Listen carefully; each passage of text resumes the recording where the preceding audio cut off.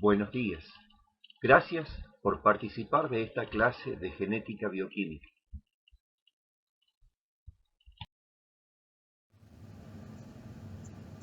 El enfoque mendeliano de la investigación genética consistía en describir fenotipos, practicar cruzas experimentales y calcular genotipos.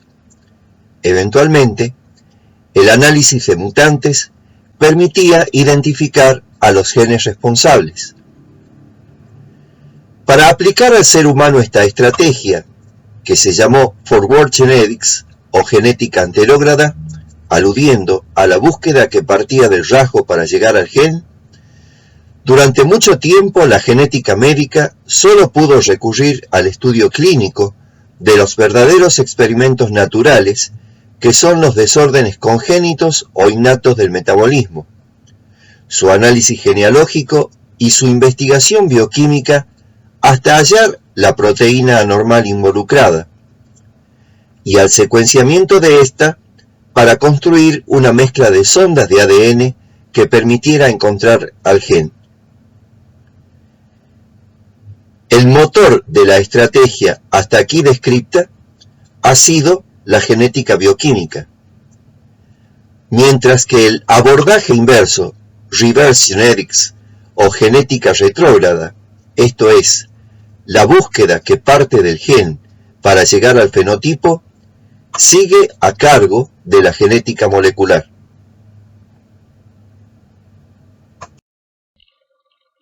La genética bioquímica es el estudio del fenotipo bioquímico y en especial del rol de las proteínas en los procesos metabólicos y sus alteraciones, con el objeto de explicar la variedad normal y anormal genéticamente determinada.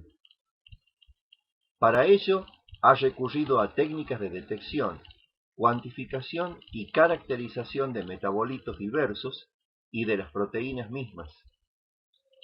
Los cambios efectivamente patogénicos, las variantes que confieren susceptibilidad y hasta los polimorfismos inocentes son ahora el punto de partida desde donde la genética bioquímica y la proteómica se lanzan hacia la explicación del fenotipo clínico en salud y enfermedad. El padre de la genética bioquímica fue Sir Archibald Garrett, cuya concepción de la alcaptonuria como una afección mendeliana recesiva en 1902 dio origen a la genética médica. En base a sus estudios sobre alcaptonuria, pentosuria, cistinuria y albinismo, Garrett desarrolló el concepto de errores congénitos del metabolismo. Más aún, como sucesor de Sir William Osler en la cátedra de medicina de la Universidad de Oxford, abrió el camino hacia la medicina personalizada. Osler preconizaba el abordaje de las enfermedades en base a lo que los pacientes tenían en común, enfoque útil en, digamos, el 95% de los casos. En cambio, Garrett promovía enfocarse en lo que cada paciente tiene de particular, lo que resulta más apropiado para el 5% restante, precisamente el que conforma el grueso de la consulta genética. Como médicos generales, ustedes serán iniciados en ambos puntos de vista. Una palabra de precaución. Lo que hemos visto hasta ahora, y los que aún nos queda por ver, podrían tener un efecto no deseado, que es el que ustedes descarten la genética bioquímica deslumbrados por el poder de la citogenética o el de la genética molecular. En realidad, todas son útiles y ameritan ser estudiadas y sus recursos eventualmente implementados en la práctica profesional. Tan es así que aún hoy el hallazgo de una mutación no basta para el diagnóstico de enfermedad en un paciente asintomático. En cambio, la demostración de la anomalía bioquímica relacionada, sí. La introducción al estudio de nuestro proteoma que hicimos en la clase de genética molecular nos permitió tomar conciencia de la gran variedad de proteínas que existen en el organismo humano. Enzimas, receptores, proteínas de transporte, hormonas peptídicas, factores de transcripción, proteínas estructurales y tantas más, cada una se expresa en uno o más tipos celulares, en una o más fases del desarrollo y del ciclo celular, y en una o más de las situaciones funcionales que la célula enfrenta durante su vida. Semejante complejidad se amplía notablemente cuando se toma en consideración el impacto de las mutaciones que afectan a las proteínas. Una generalización útil al abordar este tema es la siguiente. Las mutaciones que afectan a genes que codifican enzimas son mayoritariamente recesivas. Las mutaciones que afectan a genes que codifican proteínas estructurales son por lo común dominantes. Por lo demás, las mutaciones dan lugar a proteínas anormales en calidad, cantidad, oportunidad y o localización. Y si se trata, por ejemplo, de una enzima, la anomalía en cuestión puede generar a su vez déficit o acumulación de otras sustancias.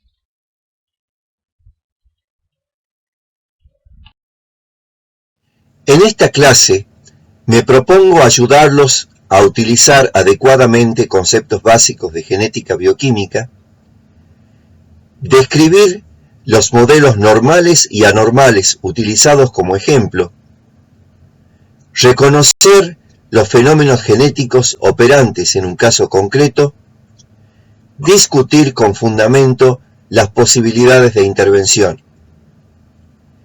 El abordaje de esta parte del módulo requiere que ustedes recuerden lo siguiente.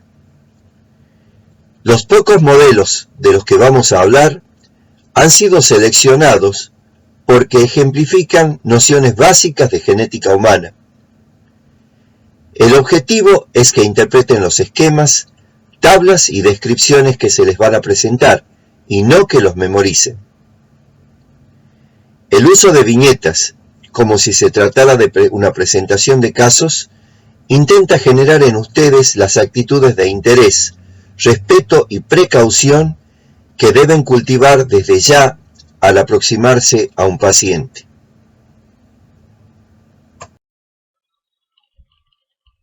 Como ustedes ya deben haber visto en bioquímica, una vía metabólica puede describirse como la secuencia de cambios que experimenta un sustrato para transformarse en un producto. Cada etapa en el proceso suele estar bajo control enzimático. Uno o más de los metabolitos involucrados puede ingresar a una vía metabólica secundaria o alternativa, y es posible que exista uno o más circuitos de retroalimentación. La imagen esquematiza cómo operaría el conjunto en un caso normal. Un sustrato A se transforma por acción de una enzima 1 en un producto B, y luego este a su vez sirve como sustrato de una enzima 2 que lo transforma en un producto final C. Existe una vía secundaria o alternativa menos eficiente, por la que el sustrato A puede ser transformado por la enzima 3 en el producto D. Ello puede ser particularmente importante si el producto de la vía principal C se acumula a tal grado que inhibe a la enzima 1. Si ello ocurriera, la vía secundaria prevendría la acumulación excesiva del sustrato A.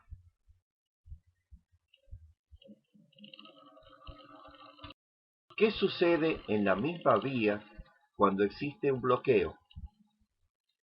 La imagen muestra cómo la disfunción de la enzima 2 provoca la acumulación de B, debida en parte a la ineficiencia de su transformación en C. A su vez, la reducción de C libera a la enzima 1, cuyo funcionamiento descontrolado agrava la acumulación de B, y como consecuencia de lo cual también puede acumularse A. Si ello ocurre, el funcionamiento normal de la enzima 3 procesará el exceso de sustrato incrementando la producción de D.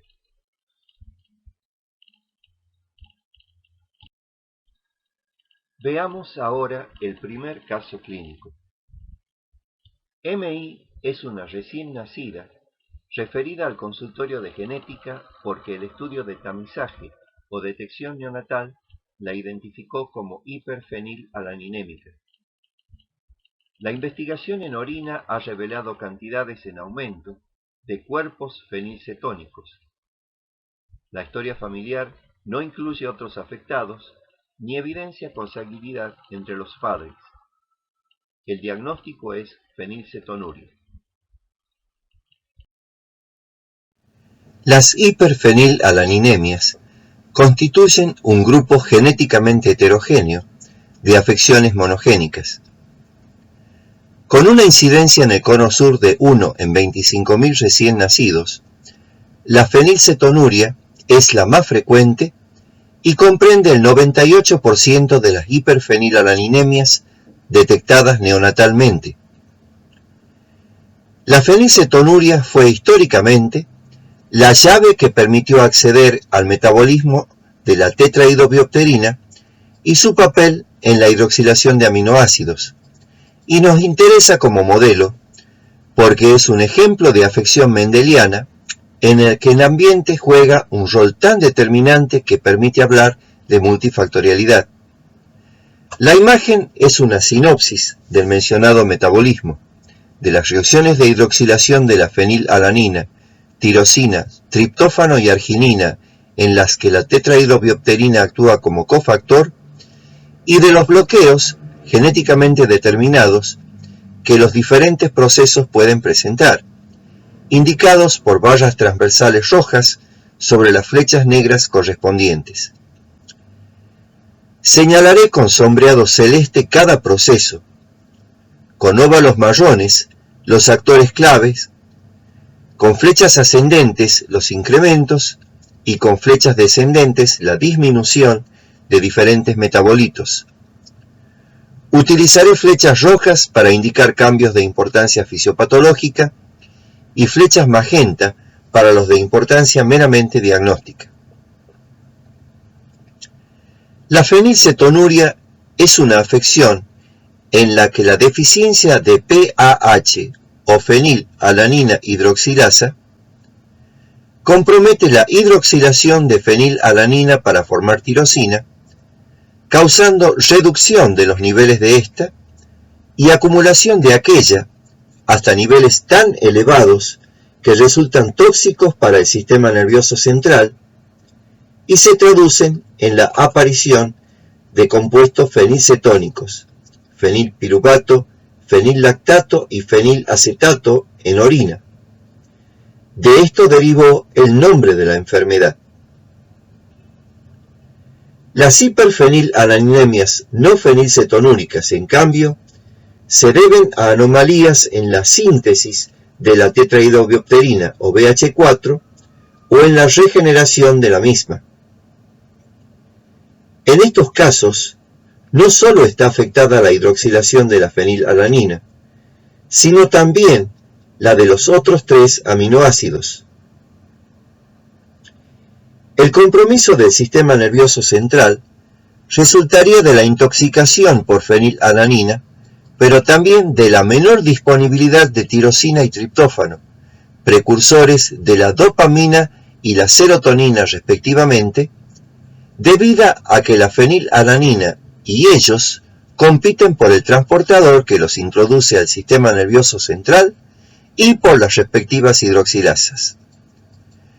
Nótese que las hiperfenilalanínemias no fenilcetonúricas no son tan elevadas como la fenilcetonúrica, pero que en ellas la deficiente hidroxilación de tirosina y triptófano causa un déficit más severo de los neurotransmisores derivados, con la consiguiente disminución de los catabolitos de estos, los ácidos homovanílico y 5-hidroxiindol acético. Al menos en parte por tal razón, Estas hiperfenilalaniniemias presentan mayor riesgo de deterioro neurológico a pesar del tratamiento. La modificación de los niveles de productos secundarios suele orientar el diagnóstico diferencial, si bien la confirmación diagnóstica puede requerir enzimología.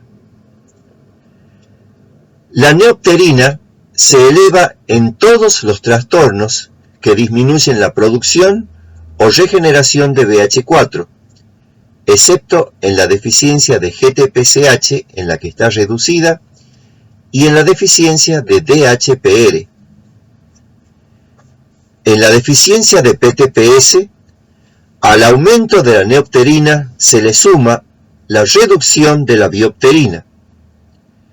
En cambio, la elevación adicional de la primapterina sugiere una deficiencia de PCD. Finalmente, la deficiencia de DHPR puede causar o no un aumento de la biopterina.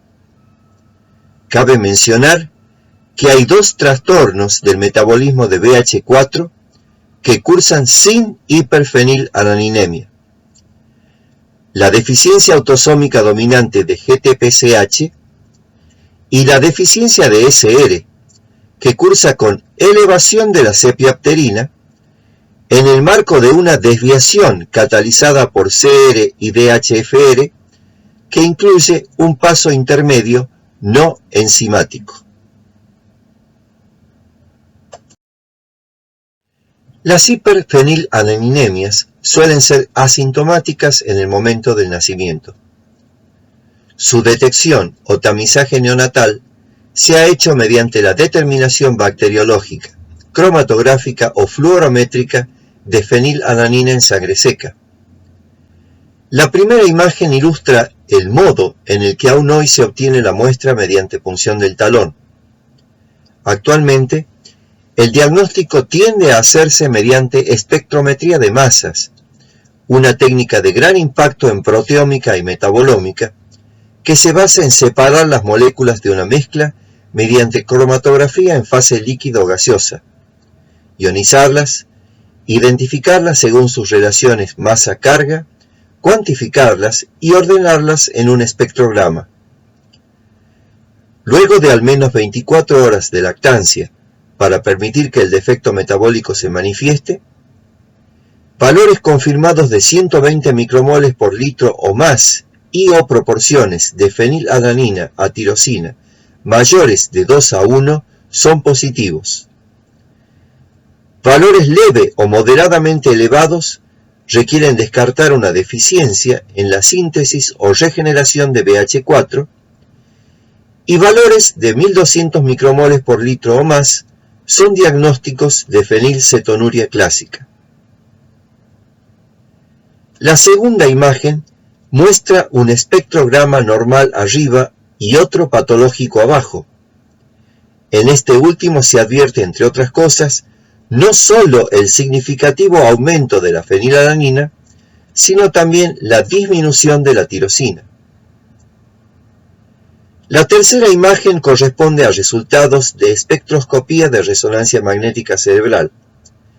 Las franjas celestes sobre el trazado original a la izquierda y sobre el obtenido sustrayendo el fondo a la derecha demuestran cómo la concentración de fenilalanina en el sistema nervioso central, a medida que aumentan sus concentraciones plasmáticas.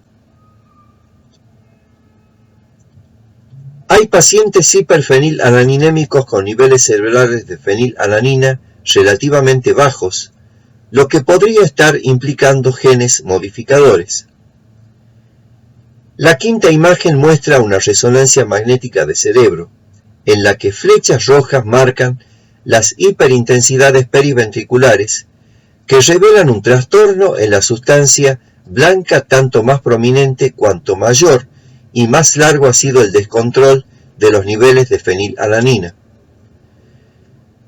Si no se las detecta y trata adecuadamente lo más pronto posible, las hiperfenilaninemias terminan por causar daño progresivo e irreversible más o menos severo, retraso psicomotriz, déficit de crecimiento, microcefalia, convulsiones, otros problemas neurológicos y trastornos del comportamiento.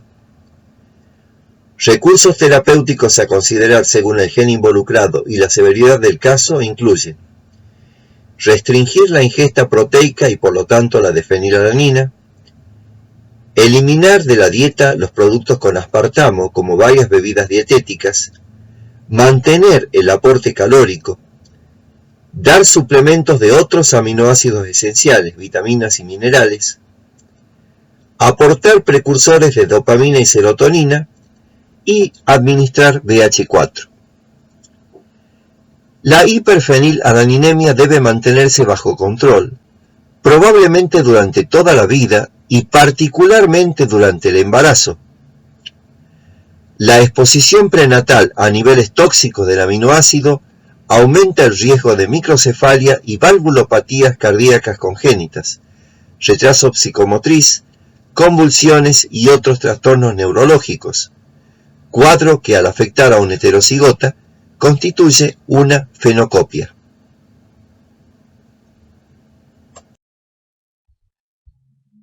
El asesoramiento genético está indicado frente a todo diagnóstico de fenilcetonuria. El primero de los casos ilustrados es el de una familia sin historia previa de la enfermedad. Dado que se trata de una afección autosómica recesiva, corresponde asumir que ambos progenitores son portadores sanos y estimar en 25% el riesgo de recurrencia para cada nuevo hijo.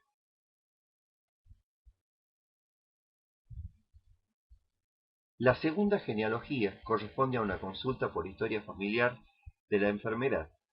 Excluido el padre como portador sano, el hecho de que la madre esté afectada implica no solo que el propósito es heterocigote, sino también que al nacer puede presentar la fenocopia por intoxicación prenatal antes descrita. Y el tercer árbol nos recuerda que aun si ambos progenitores son portadores sanos, están emparentados y hay hermanos mayores afectados. El diagnóstico del bebé puede ser normal.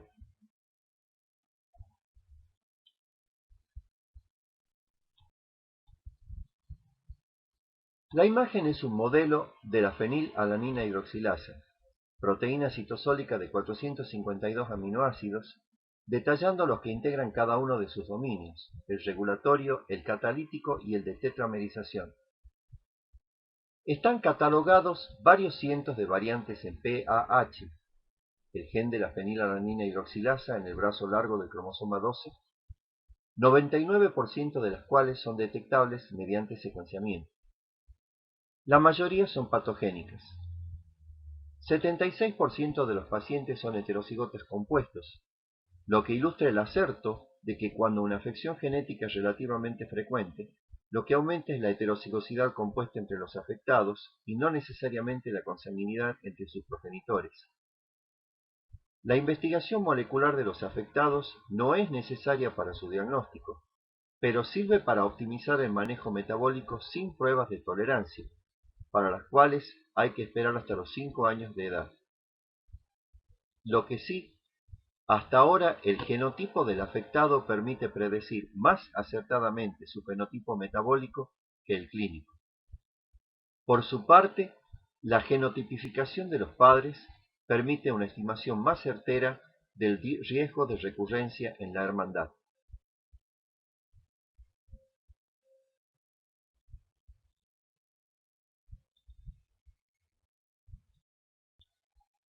Caso clínico 2. LR es un varón de 12 años con retraso mental, regresión madurativa, facies cada vez más tosca, hipoacusia y limitación progresiva de la movilidad de múltiples articulaciones, sin opacificación corneal. Hay un tío materno afectado, la radiología evidenció una disostosis múltiple, la investigación de glicosaminoglicanos urinarios resultó positiva para dermatán y heparansulfato, y la enzimología mostró deficiencia de hidronato sulfatasa. Diagnóstico: mucopolisacaridosis 2.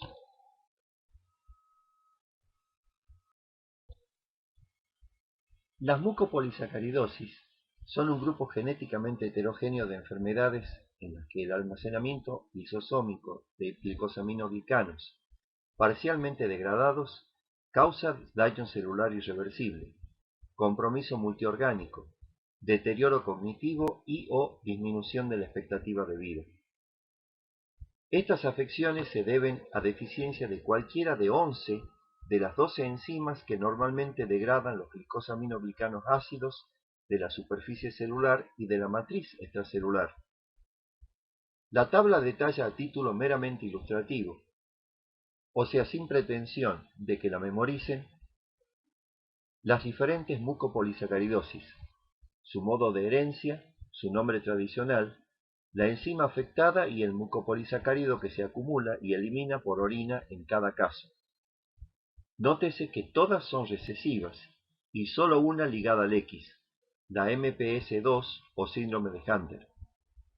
Y también que el o los mucopolisacáridos que se acumulan no permiten por sí mismos realizar el diagnóstico diferencial, por lo que hay que recurrir a la enzimología.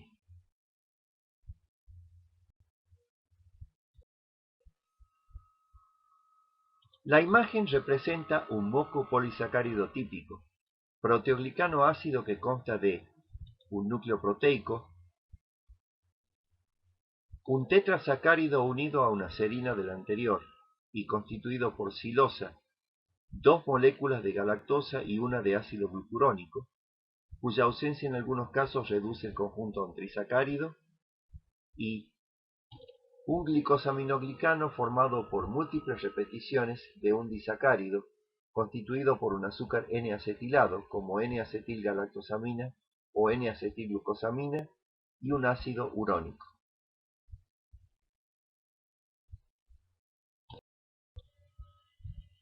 A diferencia de las hiperfenilalaniniemias, las mucopolisacaridosis pueden presentar dismorfias detectables mediante el examen físico, el laboratorio y la imagenología de rutina, lo que justifica que nosotros las adoptemos como modelo. Prácticamente en todos los pacientes que sobreviven lo suficiente, las córneas se opacifican, excepto en las MPS3, en la MPS2 severa y en algunos casos leves de MPS2 y 7. La presencia de inclusiones metacromáticas, que con azul de toluidina se tiñen de rojo en 20% o más de los linfocitos, sugiere en primer lugar MPS3, aunque también se ha encontrado en algunos casos de MPS2, afección en la cual la mayoría de los pacientes presenta porcentajes entre el 5 y el 20%, cosa que también ocurre en el síndrome de Hurler. Finalmente, en los casos leves y moderados de MPS1, síndromes de Shy y de Hurler-Shy, no es raro encontrar valores inferiores al 5%. La incurvación dorsal exagerada de la columna vertebral o cifosis, su desviación lateral o escoliosis y las costillas anchas tampoco son infrecuentes.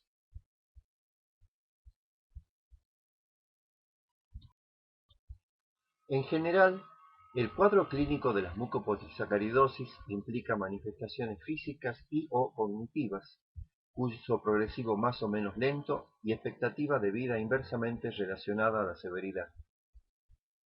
Las mucopolisacaridosis 1, 2 y 7 suelen hacerse evidentes en la primera infancia, presentar retraso y luego regresión psicomotrices, retraso y aún detención del crecimiento, facies típica, hipoplasia mediofacial, labios gruesos, lengua grande, rasgos toscos, hernias umbilical y o inguinales, hidrocefalia comunicante, disostosis múltiple congénita con limitación de la movilidad articular, visceromegalias, compresión medular, infecciones respiratorias, diarrea crónica, pérdida de la audición y la visión, apnea del sueño y deterioro cardiorrespiratorio que en los casos leves es compatible con la sobrevida hasta la adultez.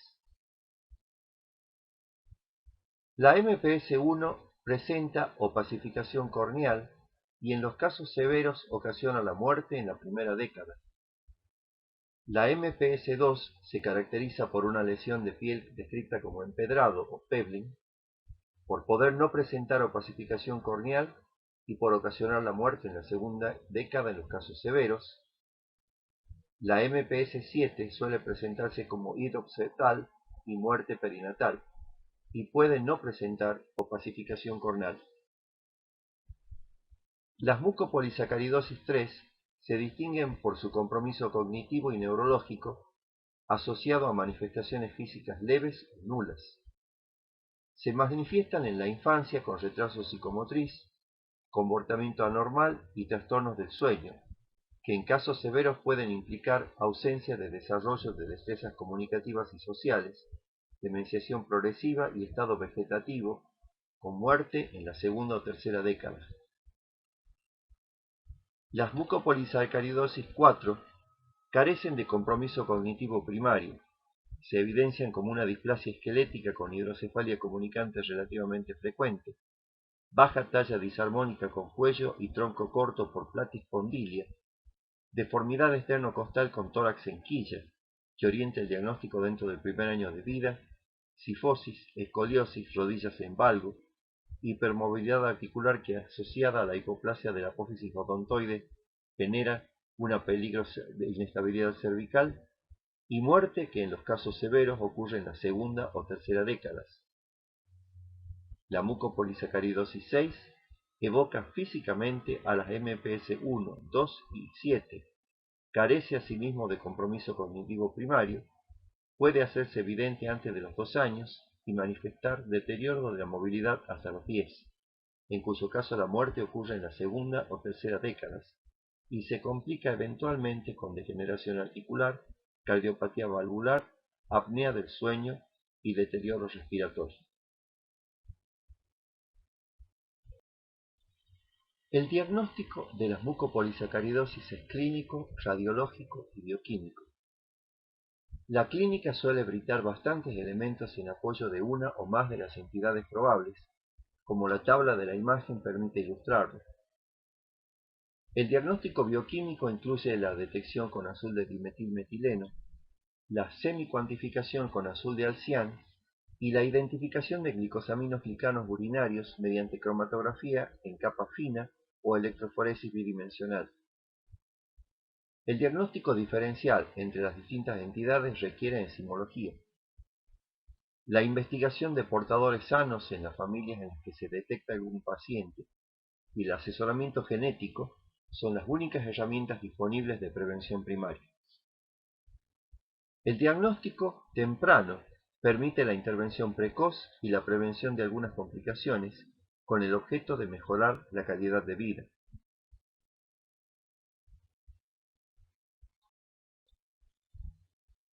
Afecciones de herencia recesiva. La incidencia global de las mucopolisacaridosis como grupo no es mayor de 4,8 por 100.000 recién nacidos. Los casos familiares responden a los patrones genealógicos de los dos modos de herencia representados en la imagen.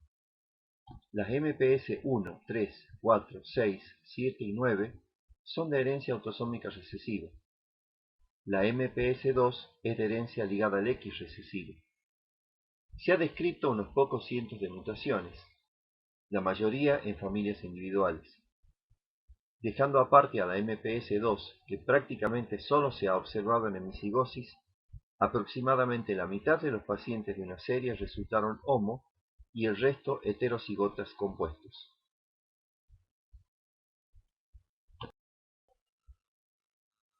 Caso clínico 3.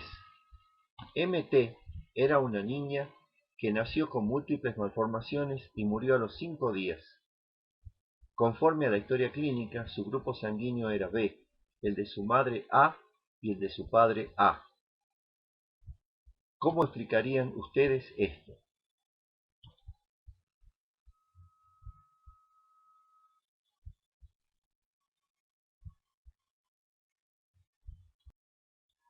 En realidad, este problema tiene, como veremos, más de bioética que de genética, pero para abordarlo conviene que nos detengamos un momento en los grupos sanguíneos.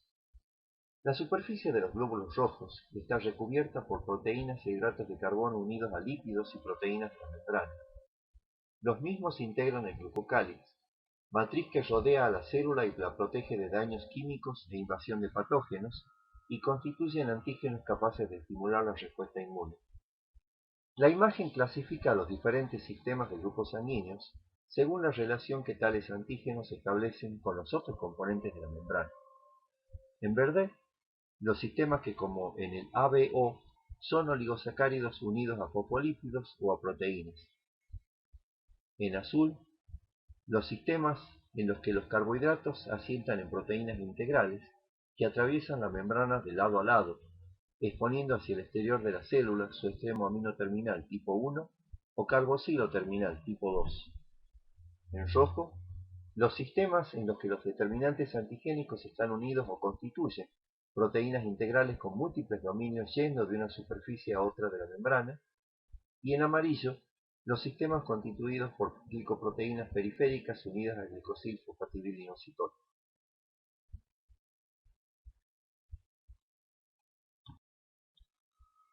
Los antígenos del sistema ABO se encuentran no solamente en la superficie de los glóbulos rojos, sino también en la de otras células, en la saliva y en otras secreciones corporales.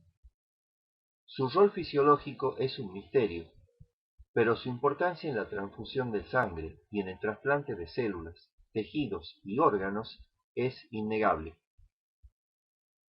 La parte final de la síntesis de los oligosacáridos que constituyen sus determinantes antigénicos resulta de la acción secuencial de dos glicosiltransferasas capaces de actuar sobre un tetrasacárido precursor, unido a una ceramida e integrado por glucosa, galactosa, N-acetilglucosamina y otra galactosa. Con respecto a la primera, se trata de una fucosiltransferasa encargada de agregar fucosa al precursor. Si éste se encuentra en la membrana de los glóbulos rojos u otras células, la transferasa que interviene es la codificada por el locus H en el brazo largo del cromosoma 19, gen FUT1. En cambio, si el producto de la transferencia va a ser secretado, la enzima involucrada es la codificada por el locus SE secretor ligado al anterior, gen FUT2. La inactividad de esta primera transferasa resulta en la falta de fucosilación del precursor, lo que impide que sobre él actúe la segunda transferasa. Esta segunda transferasa es codificada por el locus ABO en el brazo largo del cromosoma 9 y tiene dos formas alélicas.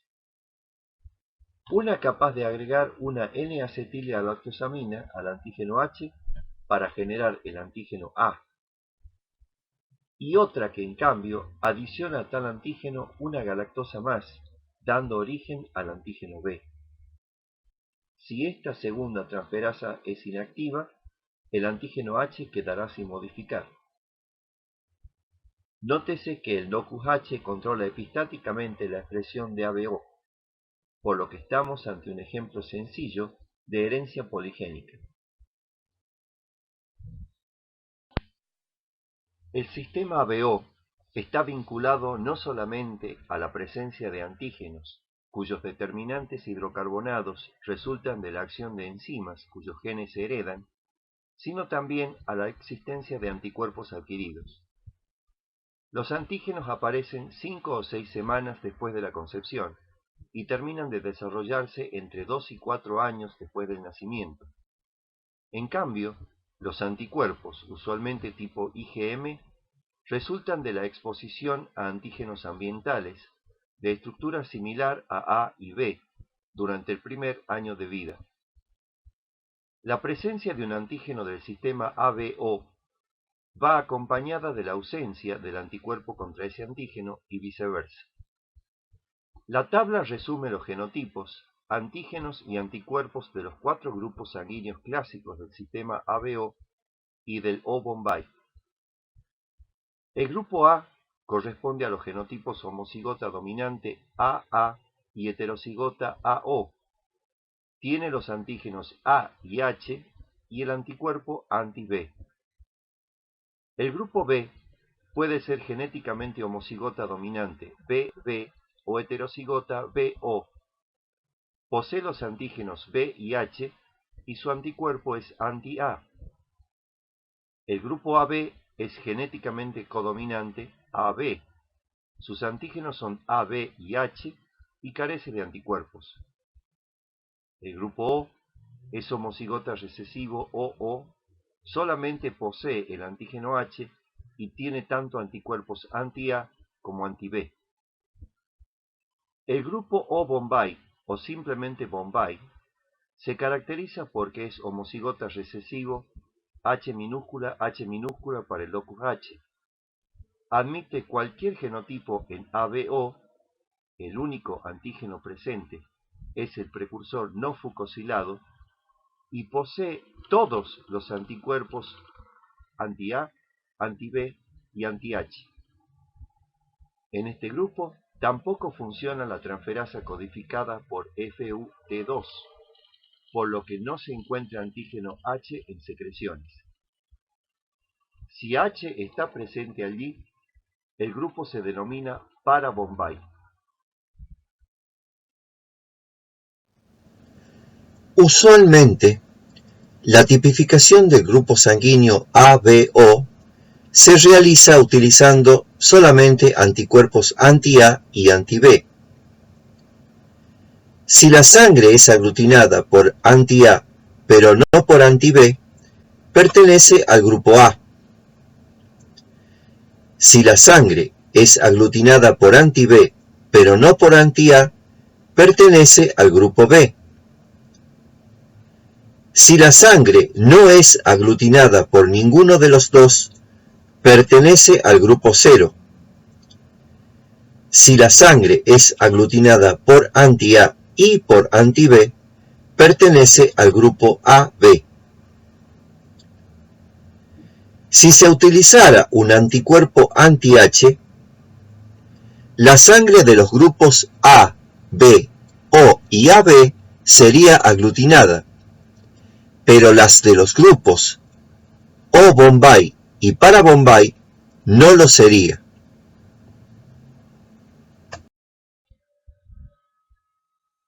En la imagen se observa lo que ocurre cuando la sangre de un donante es transfundida a un receptor. La sangre de grupo O en la primera columna no es aglutinada por los anticuerpos anti-A de un receptor con grupo B, ni por los anticuerpos anti-B de un receptor con grupo A, ni por los anticuerpos anti-A ni anti-B de un receptor con grupo O, ni por la sangre de un receptor con grupo AB que carece de ambos anticuerpos. Por ello es que se denomina dadores universales a las personas con este grupo, lo cual es cierto, excepto si el receptor tiene grupo O Bombay o para Bombay. La sangre de grupo A en la segunda columna es aglutinada por los anticuerpos anti-A de los receptores con grupo B u O, pero no por los anticuerpos anti-B de los receptores con grupos A o AB. La sangre de grupo B en la tercera columna es aglutinada por los anticuerpos anti-B de los receptores con grupo A u O, pero no por los anticuerpos anti-A de los receptores con grupo B o AB.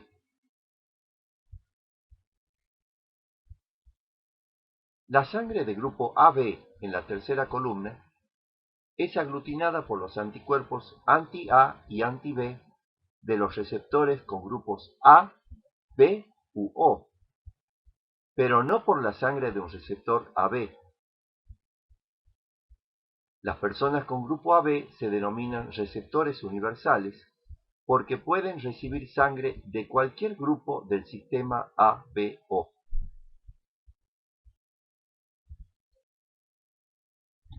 Volvamos al caso clínico 3. No hay modo plausible de que la genética explique la discrepancia entre el fenotipo del a propósito y el de sus padres. Alternativas en orden decreciente de gravedad son las siguientes: sustitución de bebé, filiación errónea, tipificación errónea, registro erróneo. Todas ellas son faltas imputables al prestador e incluso delitos. Afortunadamente, ninguna de ellas ocurrió en este caso. Hay una alternativa más que en este caso resultó ser la verdadera. Memoria errónea. La madre creía que su propia tipificación había resultado A, cuando en realidad había sido B.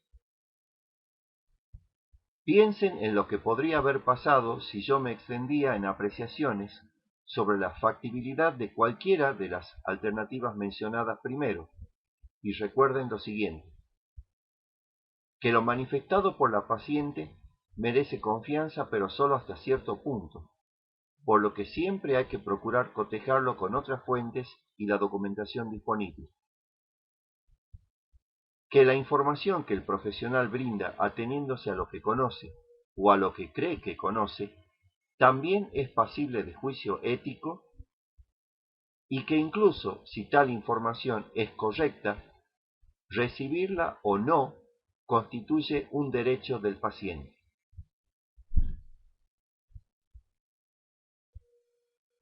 La superfamilia de las inmunoglobulinas comprende una serie muy diversa de productos que derivarían de un gen ancestral común, comparten como unidad estructural el dominio Ig y tienen como rol el reconocimiento de células o partículas. La superfamilia de las inmunoglobulinas constituye el más populoso conjunto resultante de la expresión del genoma humano, con no menos de 750 miembros identificados, incluyendo receptores de antígenos de superficie, correceptores del sistema inmune, moléculas de adhesión celular, algunos receptores de citocinas y hasta una proteína que se expresa solo en el espermatozoide y es esencial para la fusión de los gametos. Funcionalmente, las inmunoglobulinas intervienen, entre otros, en los siguientes procesos: morforregulación y organización tisular, marcación celular de superficie, incluso para la muerte, adhesión celular, recepción viral, reconocimiento y neutralización de antígenos y toxinas, regulación de expresión génica y migración celular.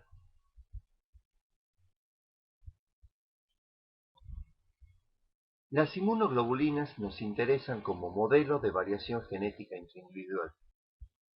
Mencionaremos las proteínas del complejo mayor de histocompatibilidad, CMH, solo para tener un punto de referencia, pero nos vamos a concentrar en los receptores de los linfocitos y sobre todo en los anticuerpos y en los mecanismos de diversificación de los que resultan.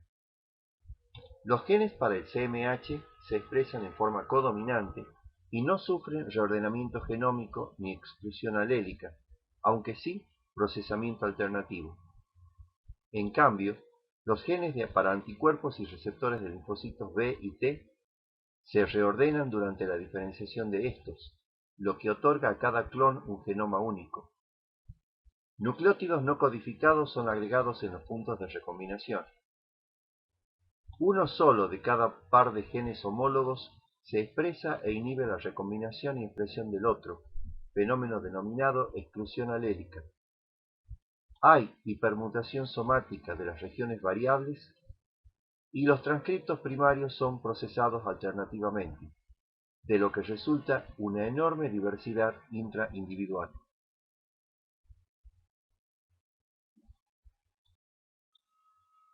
Las inmunoglobulinas que constituyen los anticuerpos y receptores de linfocitos tienen la misma estructura general, con la diferencia de que el extremo carboxilo terminal de las cadenas pesadas de los segundos es más largo e incluye una región transmembrana y una región citoplasmática.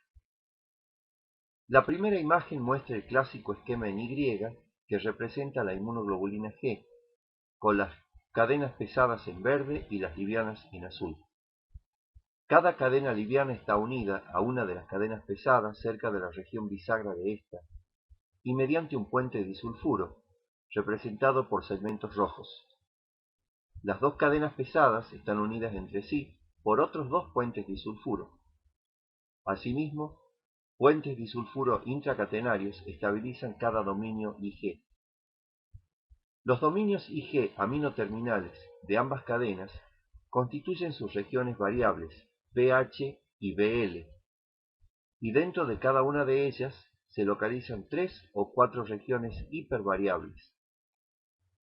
Los demás dominios IG, o sea, CL en la cadena liviana y CH1, CH2 y CH3 en la cadena pesada son constantes. CH2 está unido a carbohidrato en ambas cadenas pesadas. Como se advierte en la segunda imagen, las regiones variables del anticuerpo son las que interactúan con el antígeno. Otras funciones, como ser unión a receptores celulares, unión a componentes del sistema del complemento, pasaje transplacentario y polimerización con otras moléculas de anticuerpos, residen en la región de las cadenas pesadas que sigue a la bisagra hacia el extremo carboxilo terminal. La tercera imagen representa la interacción del antígeno de una célula blanco o diana con el anticuerpo unido a un receptor de la célula efectora a la izquierda y con un anticuerpo en suspensión a la derecha, lo cual deja a este libre su región efectora para unirse al complemento.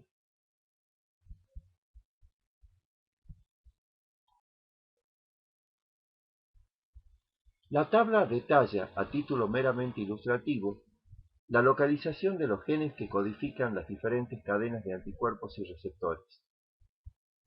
El que codifica la cadena pesada se encuentra en el brazo largo del cromosoma 14. Los de la cadena liviana lambda en el brazo largo del 22. Los de la cadena liviana kappa en el brazo corto del 2. El de la cadena alfa del receptor de los linfocitos T en el brazo largo del 14. El de la cadena beta del receptor de los linfocitos T en el brazo largo del 7. El de la cadena delta del receptor de los linfocitos T en el brazo largo del 14. Y el de la cadena gamma del receptor de los linfocitos T en el brazo corto del 7.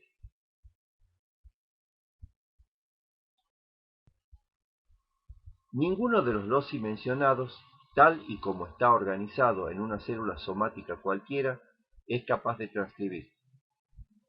Ello se debe a que están fragmentados, y sus fragmentos separados entre sí y dispersos en una gran extensión dentro del locus respectivo. Además, cada tipo de fragmento se encuentra más o menos repetido. La imagen nos permite comparar la organización de 3 de tales loci, los de las cadenas pesada o H, liviana kappa y liviana lambda de los anticuerpos. En la parte superior aparece el locus de la cadena pesada en el brazo largo del cromosoma 14. Contiene unos 170 a 176 así llamados genes a lo largo de unos 1250 kilobases.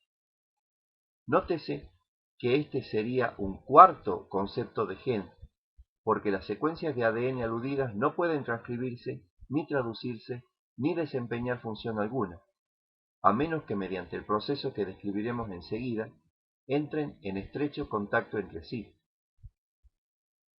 Los genes de la cadena pesada capaces de hacerlo, o funcionalizables, se disponen en 4 agrupamientos y son 38 a 46 genes variables o VH, 23 genes de diversidad o DH, 6 genes de unión o JH y 9 genes constantes o CH, cuyo agrupamiento está precedido y es seguido por sendos amplificadores o enhancers o ENH. Los genes de la cadena liviana kappa se encuentran en 3 grupos a lo largo de unos 1820 kilobases en el brazo corto del cromosoma 2 y son 76 genes variables o B kappa, de los cuales solo 34 a 38 serían funcionalizables, 5 genes de unión o J kappa y un único gen constante o C kappa, asimismo precedido y seguido por sendos amplificadores o enhancers. Por su parte, los genes de la cadena liviana lambda en el brazo largo del cromosoma 22 se distribuyen en unos 1050 kilobases y son 73 o 74 genes variables o B lambda, 29 a 33 de los cuales son funcionalizables, 7 a 11 genes de unión o J lambda, 4 o 5 de ellos funcionalizables, y 7 a 11 genes constantes o C lambda, 4 o 5 de ellos funcionalizables. Nótese que en este caso los genes B están agrupados, pero que los genes J y C, en lugar de agruparse por separado, se van alternando, y que el único amplificador o enhancer se ubica después de ellos hacia el 3'.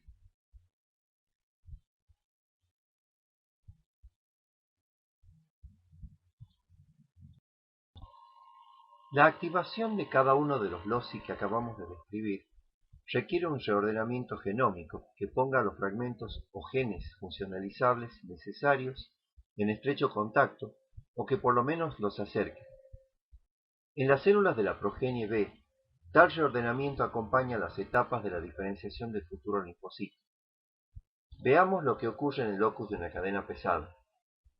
En la médula ósea, e independientemente del antígeno, en la célula Pro-B temprana, los genes activadores de la recombinación RAG1, RAG2 y TDT son inducidos y provocan la eliminación del ADN entre un gen DH y otro JH.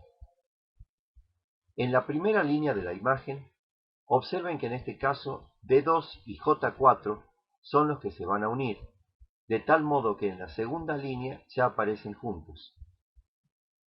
En la célula Pro-B tardía, un gen BH, en este caso B2, con los correspondientes promotor y líder, es unido de manera similar a D2J4, como se puede ver en la tercera línea, formando un conjunto transcribible en un ARN primario, cuarta línea.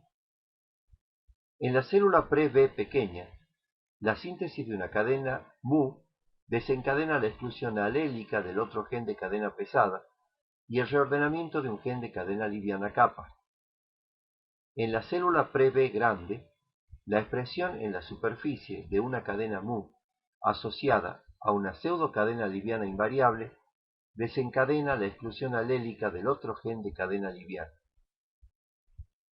Y en la periferia, previa interacción con el antígeno, en la célula pre-B inmadura, B2, D2J4 se une con C mu y C delta, tercera línea, y el nuevo gen funcional comienza a transcribirse y traducirse, pero la cadena mu resultante permanece en el citoplasma.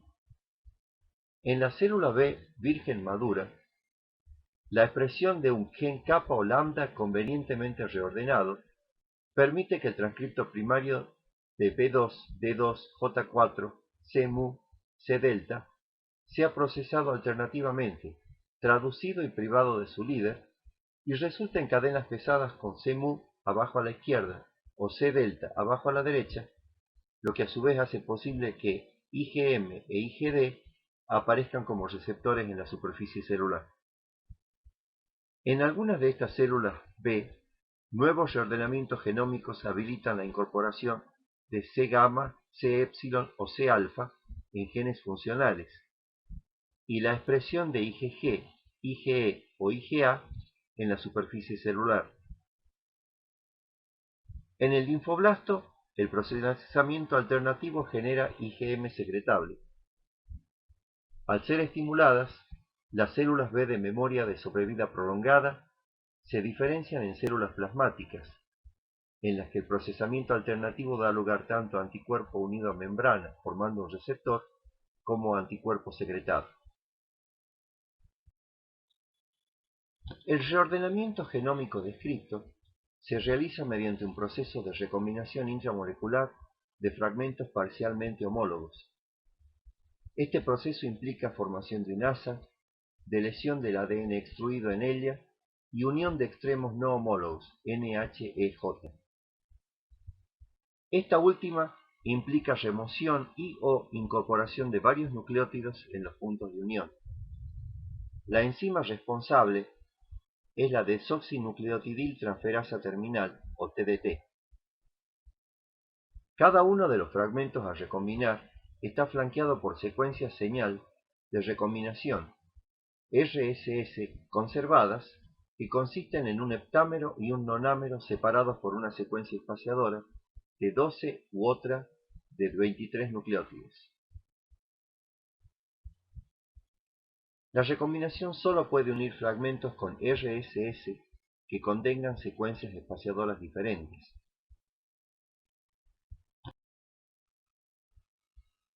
Los miembros de la superfamilia de las inmunoglobulinas que codifican las cadenas de los anticuerpos y receptores de linfocitos expresan uno solo de los dos genes presentes en un individuo.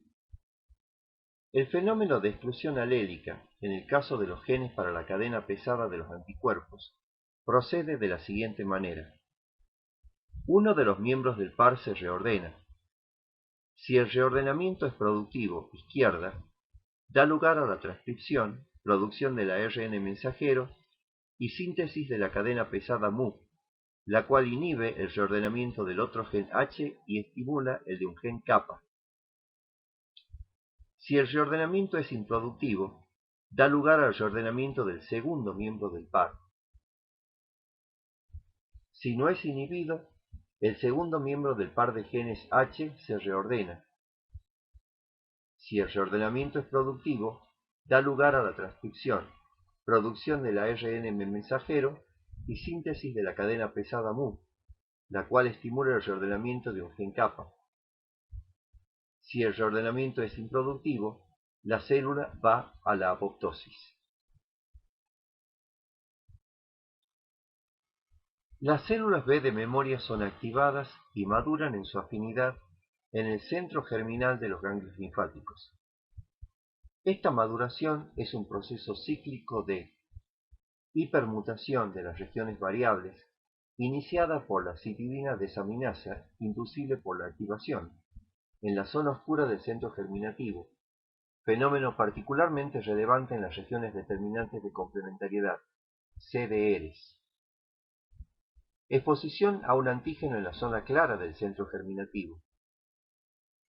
Descarte de las células menos afines mediante apoptosis y estimulación de las células con afinidad incrementada por el antígeno para que sobrevivan y se reproduzcan. Al cabo de varios ciclos y sucesivos pasajes de una zona a otra, las células B sobrevivientes están listas para salir del centro germinal y diferenciarse en células plasmáticas productoras del anticuerpo para ese antígeno específico, o en células de memoria de sobrevida prolongada. A la derecha de la imagen, en la parte superior, el esquema del anticuerpo muestra las regiones variables de las cadenas livianas en amarillo y de las cadenas pesadas en azul. A la derecha y al medio aparece la frecuencia de mutaciones a lo largo de la región variable de la cadena liviana, significativamente mayor en las 3 CDRs. Y a la derecha y abajo, lo mismo, pero para la cadena pesada. ¿Para qué sirve conocer los trastornos bioquímicos hereditarios? Detección poblacional. El hecho de que varios de ellos sean susceptibles de intervención terapéutica para prevenir al menos algunas manifestaciones de la enfermedad, así como sus complicaciones, justifica programar su detección neonatal y avanzar hacia la investigación prenuncial de portadores. Diagnóstico oportuno. Tener presentes los trastornos no tan frecuentes permite plantearlos como diagnóstico diferencial, verificar su existencia y encarar el manejo adecuado del paciente y su familia. Tratamiento adecuado.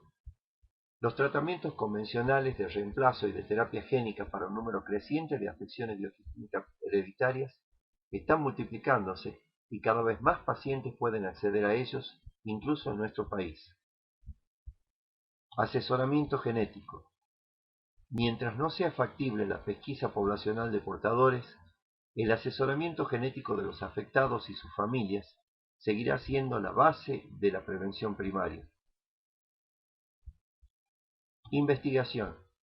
Bien encarado, el manejo de cada paciente con una afección genética y su familia es un ejercicio de investigación clínica y además puede generar aportes valiosos a la investigación epidemiológica e incluso a la investigación básica.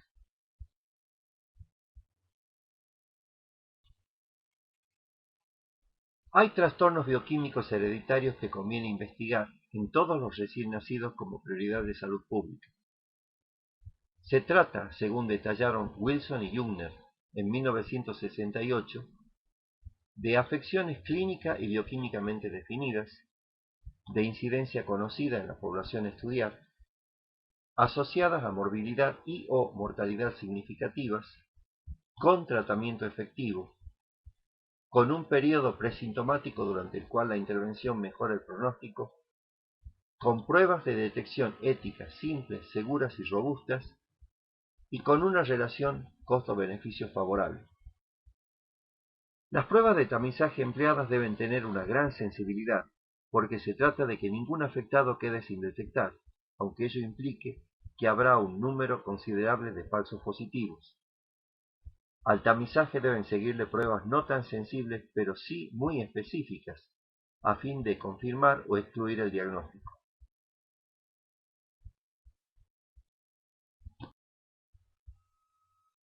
La selección de las afecciones a investigar depende de la jurisdicción. La Ley 26.279 programa para la Argentina la detección de los siguientes trastornos bioquímicos hereditarios: hipotiroidismo congénito, hiperplasia suprarrenal congénita, fibrosis quística, galactosemia, hiperfenilanemia, fenilcetonuria, déficit de biotinidasa. Además, la Fundación de Endocrinología Infantil ofrece la investigación de leucinosis y la Ciudad Autónoma de Buenos Aires investiga también la deficiencia de ácidos grasos de cadena mediana.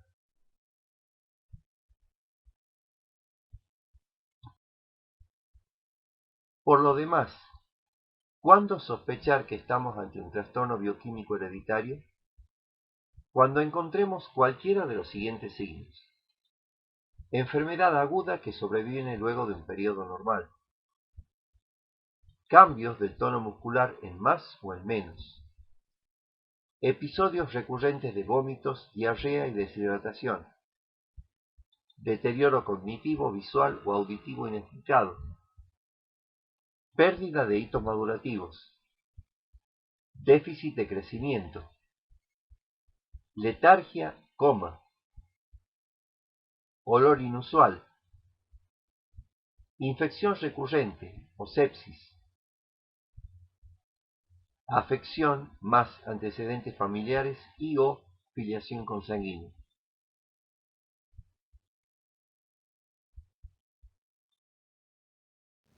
Hecho el diagnóstico, las intervenciones terapéuticas específicas podrán incluir privación o aporte de sustancias, farmacoterapia, infusión de hormonas o enzimas, trasplante de células, tejidos u órganos, terapia génica.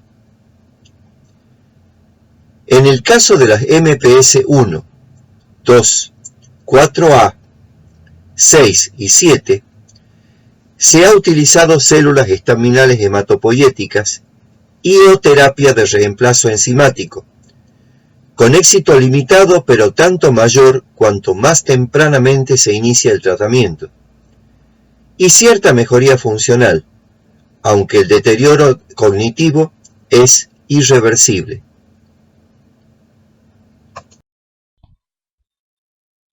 La Internet les permite acceder a recursos muy útiles.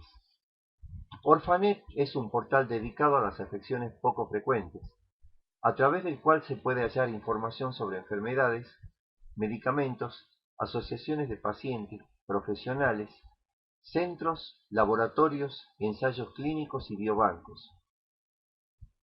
América y Europa mantienen sendos registros de laboratorios que ofrecen diagnóstico genético, y sus portales brindan además información sobre las pruebas, las afecciones y los genes involucrados. El sitio europeo brinda también información diversa a pacientes y profesionales. El último sitio les permite localizar laboratorios de referencia en enfermedades metabólicas hereditarias.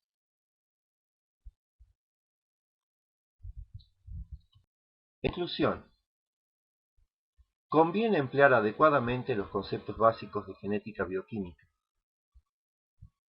La interpretación de los trastornos bioquímicos subyacentes a las manifestaciones de una enfermedad genética permite intervenciones más acertadas. La identificación de estos pacientes requiere utilizar pruebas lo más sensibles, detección y específicas confirmación que se pueda. El tratamiento oportuno de algunos de los trastornos estudiados puede prevenir el retardo mental e incluso salvar la vida. Muchas gracias.